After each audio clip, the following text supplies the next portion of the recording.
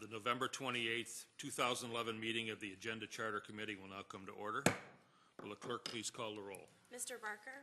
Here. Mr. Eckel? Here. Mr. Esposito? Here. Mr. Howland? Here. Chairman Yulovich? Here. Is there anyone signed up for the public forum? There is not. Is there anyone here who would like to speak that is not signed up? Mr. Gregory, would you come forward, please?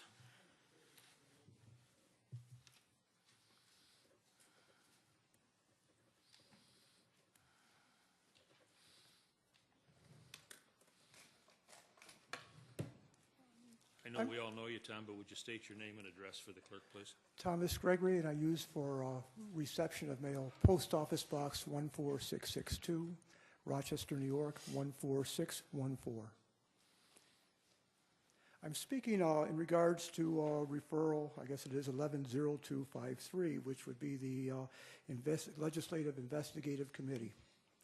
A couple things in my study on county government, I've come across two parts of our charter, as well as this is continuous all the way back to 1960, where the charter is pretty clear on saying that, you know, the legislature has got an area that is within its purview. But one of the areas that the legislature doesn't have really a whole lot of permissibility to go into are those decisions, those executive and administrative decisions made by the county executive, which might, if we read this referral or read the newspaper, think that that leaves our county executive to a lot of discretion to come to foul play. But we forget one thing. County executive is bonded. She's not only bonded by her pledge to the citizens of this county as well as this legislature, but she's also bounded to the electorate who puts her in place. And the electorate recently said, hey, you know something? We think that County Executive Brooks is honest. And she's forthright, and she's kept her word. And at first, I didn't quite understand why, you know, some people get upset being called, or, you know, another person calls you a crook when you're not. But the truth is, when you look at the type of integrity and the type of ethics that Maggie Brooks has brought into this administration, I think to even infer or make an implication that there's something dirty in her dealings. You know, we can go back to the 1990s when Robert King took over as county executive and discovered that on the previous administration to his, that about $42 million in cost was hidden. And it was hidden because the county executive at that time decided to keep on borrowing and borrowing. And Legislator King, it's the only time I've ever found it in our proceedings, his report as county executive is right there in the proceedings. And he's saying, you know something, we got a problem. We got a problem that if we take this budget, we're going to be $70 million in the hole. But he didn't say that King was a crook or afraid was a crook.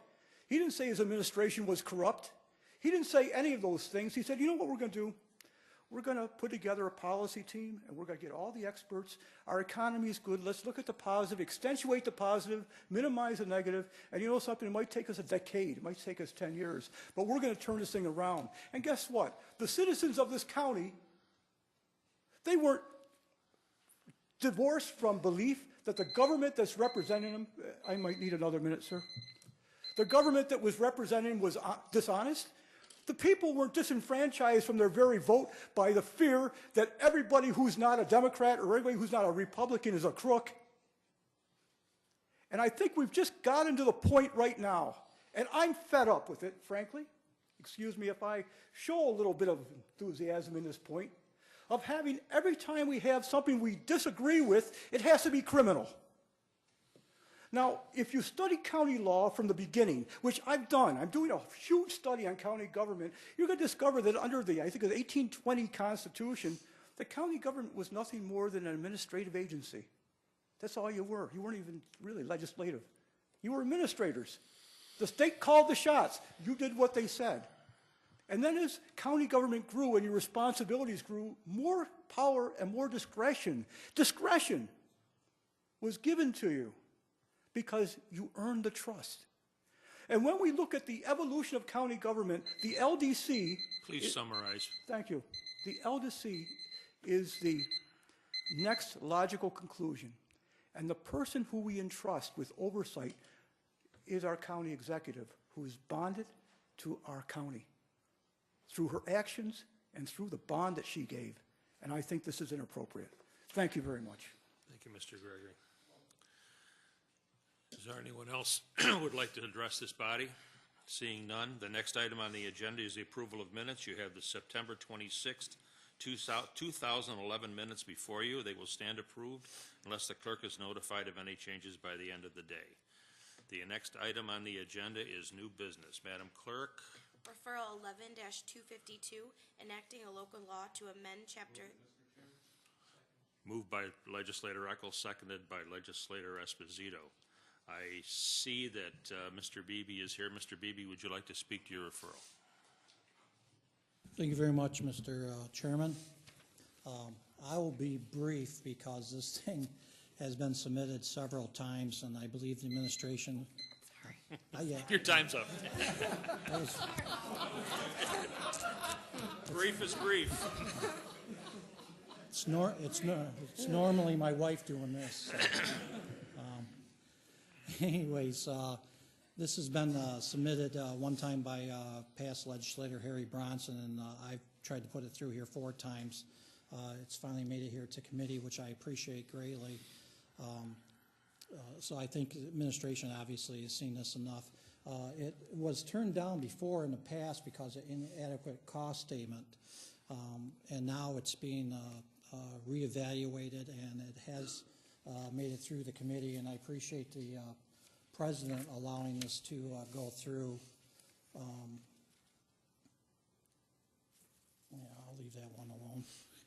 So anyways, a couple of the factors that I feel that this is a very good policy to incorporate it into the local law is it's definitely going to encourage improvement into the housing stock here in Monroe County, generating people to invest in their property knowing that they're going to get a break on their assessed valuation on their additions. It certainly is going to increase work for the construction industry. And along that line, obviously, it's going to generate increase in sales tax revenue. And obviously, even with the 8-year exemption, the gradual increase to the 100% full valuation of the addition of the property, it's going to increase our tax value here for overall for the county. I don't think it's going to cause any additional burden to the assessors in the towns, as they already are dealing with some other exemptions, such as a fireman's exemption that has been allowed in some municipalities, the veterans exemption, and the STAR program, obviously, too. Several counties have approved of this. There's 5 of them currently on the books: Niagara, Orleans, Broome, Orange, and Steuben County. Several cities, Buffalo, Rochester, Ithaca, Troy, Corning, Hornell, and Tonawanda. And here also in Monroe County, the village of Brockport, as well as some other towns throughout the state, including Orangetown, Dryden, and Tompkins County, Union, Wallkill. So it's a good representation all over the state that a lot of these municipalities really want to help out with the property tax. This is somewhat of something in the right direction for property tax relief, and I really think that the time has come that really should consider moving this forward in the local law. And that's about it. That's all I have. Thank you. Thank you, Mr. Beebe. Is there any discussion? Legislator Esposito. Thank you, Mr. Chairman. I'd like to thank Legislator Beebe for being diligent in bringing this forward. And just add, I won't reiterate what he said, but I think this is exactly the type of thing that this body and this county should be trying to do to address some of the real problems that we face out there and our constituents face. I think everyone here is keenly aware of how difficult a burden property taxes are for homeowners. And not only property taxes as they exist for homeowners, but the constant fear that many homeowners have about reassessment changing the amount of property taxes that they're going to have to pay for whatever the reason might be. I think the property tax cap is starting to alleviate a lot of those fears and people's worries that their taxes will spike. But I think there's also a lot of people who would feel more comfortable improving their homes, which is something I think we should do in an area where we have a stagnant housing market, to encourage people to improve their homes and their home values by providing a little bit of relief that has no negative impact to the county, and also, by the way, has the potential to create jobs for hardworking people around the county who work in the construction industry, particularly in the residential home improvement and construction industry.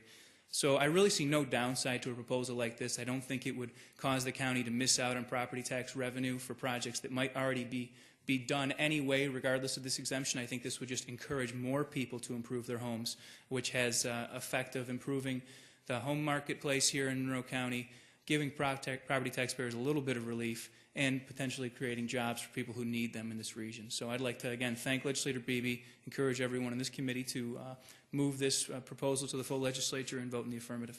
Thank you, Mr. Chairman. Is there any other discussion? No other discussion? I've looked at this upside down and backwards, and I don't necessarily agree that there's no financial burden on the county to this, and there's several other reasons too. When you talk about Brockport having something like this, Brockport, my God, they're flat broke and they're crying poverty all the time. So I don't think that's a very good example to use.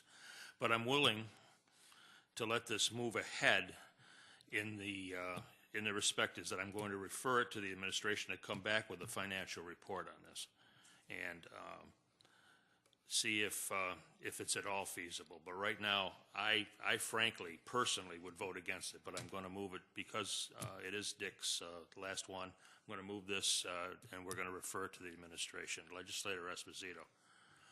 Thank you, Mr. Chairman. I appreciate you considering this, or at least allowing it to continue to be considered. I'd just like to make a point and ask a question of the administration.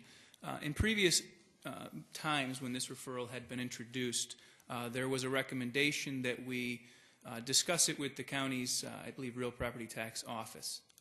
We attempted to do that and didn't get a response. So I just want to reiterate the importance of getting a response, and also ask about the timing involved here. It would be my understanding that this proposal would no longer be in existence at the end of the year. So I'm curious through you, Mr. Chairman, perhaps the administration, as to what we're looking at in terms of a response time.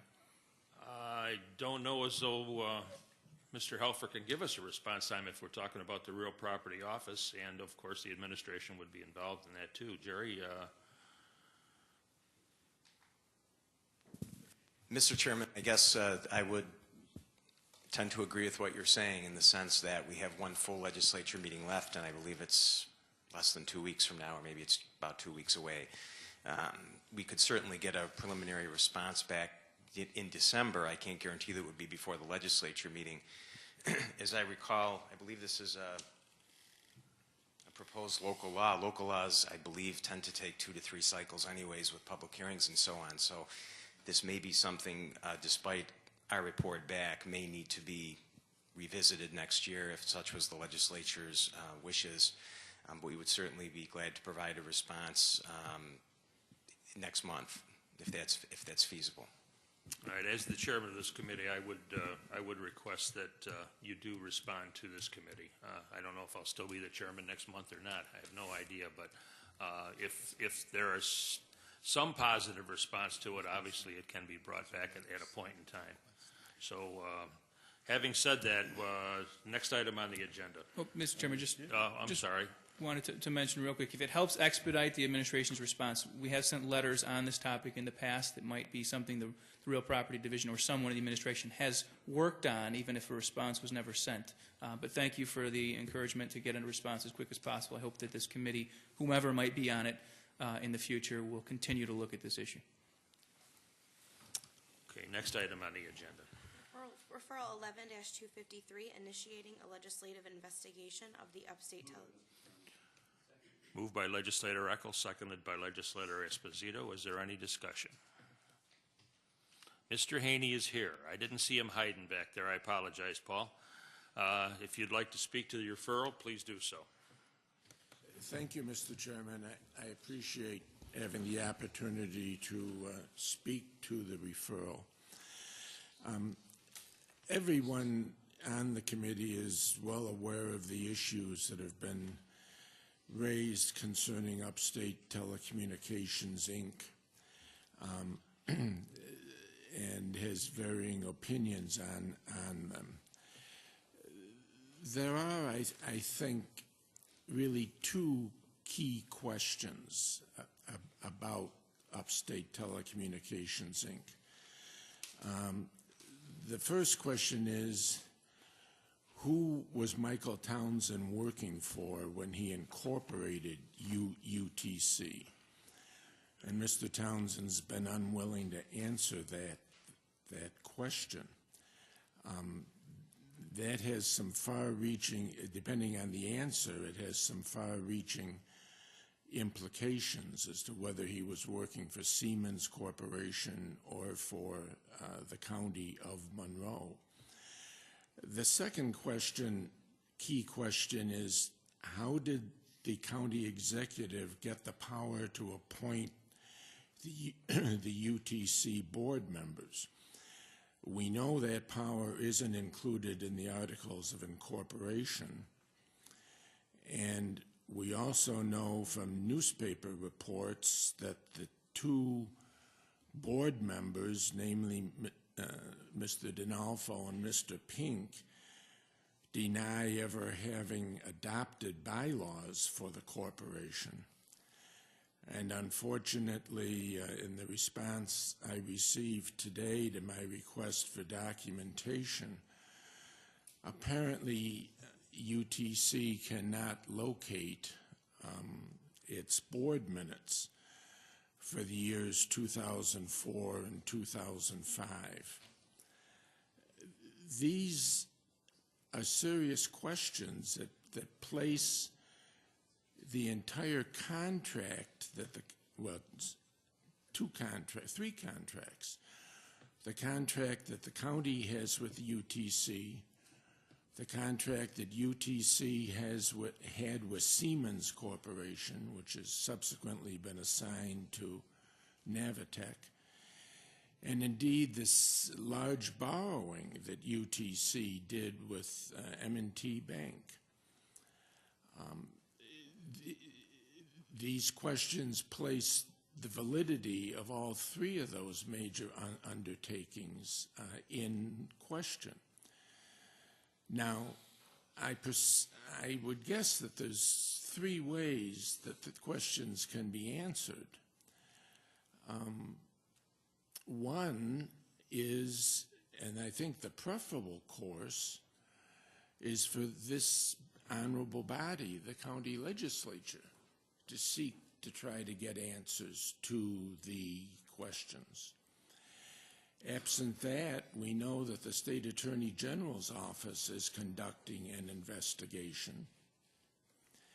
And the third option, of course, is a grand jury investigation.